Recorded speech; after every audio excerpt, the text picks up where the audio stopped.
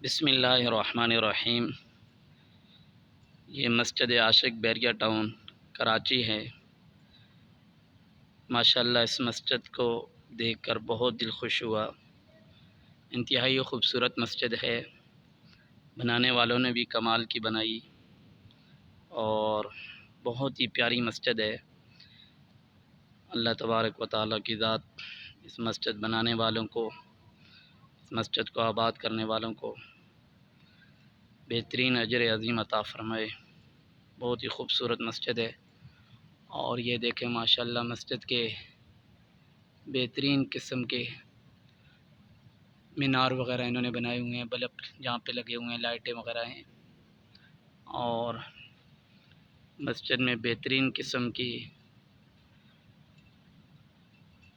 Decoration की गई है और बेहतरीन किस्म का काम हुआ है। ऐसी मसाजिद अल्लाह तबारक व तआला की बहुत बड़ी रहमत है।